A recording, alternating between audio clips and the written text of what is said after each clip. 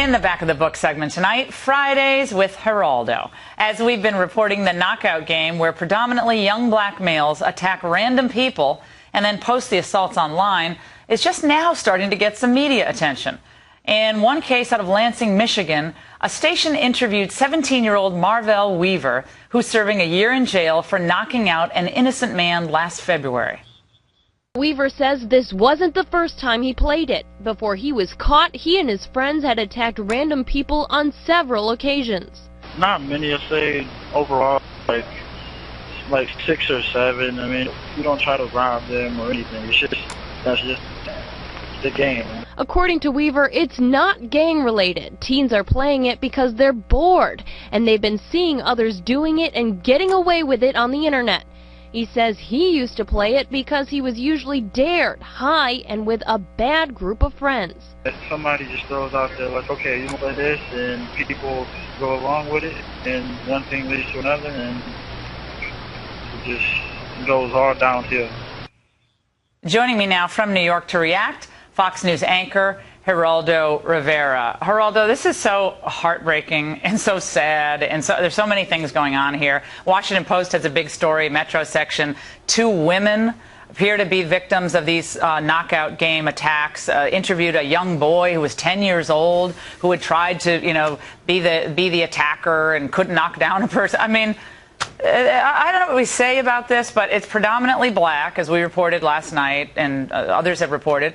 And it's predominantly against white or Asian and sometimes Jewish victims. In New York, to say? In New York, they call it Punch-a-Jew. It has a different name, or polar bear, again for the race of the victim. But I have to say that in New York, hours ago, an arrest was made for the latest incident, the 8th attack on a Jewish victim Friday.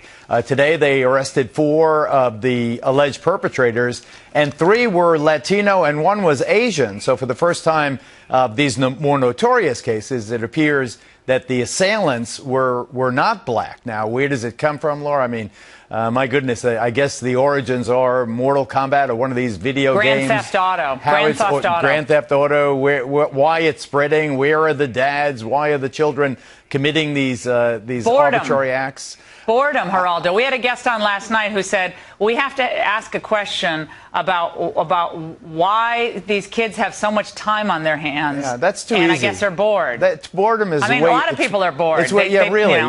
If you're bored, you go out and take a hobby. Why they're doing this particularly, I don't think it's boredom as much as it's the quest, the desire for notoriety, because what makes this big story now bigger than ever is the fact that their YouTube postings, they've gotten as much as a million views because they have their moment of fame. They have their instant of infamy. They can have one of their cohorts having having their iPhone or taking video somehow. They get the shot of the cold cocking of the victim. The victim falls like a sack of potatoes. Celebrity culture meets thug culture. It's celebrity culture, thug culture, and fatherlessness, and no role models. Right, and taking life as a game. Life is now a great big video game. But where are the dads? It always comes back to that. No, it's heartbreaking. Geraldo, this Charles Manson story, I know you interviewed Manson back in 1998, but now this woman, Star, has told Rolling Stone that she's going to be marrying Charles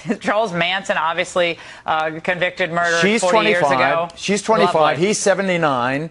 He's obviously serving a life sentence for the engineering the helter-skelter murders. The one good thing, though, Laura, is that there are no more conjugal visits in California. Tex Watson, who was one of he drove the getaway car for one of the Manson murders, he had 4 children while he is serving his life sentence.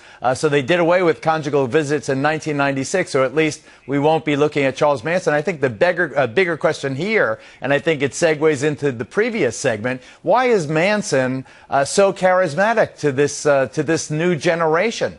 I remember when Manson was the biggest selling T-shirt in the country. He has this dark appeal to young people that is in its own way more disquieting or as disquieting as these attacks on the street. Geraldo, thanks so much. Okay,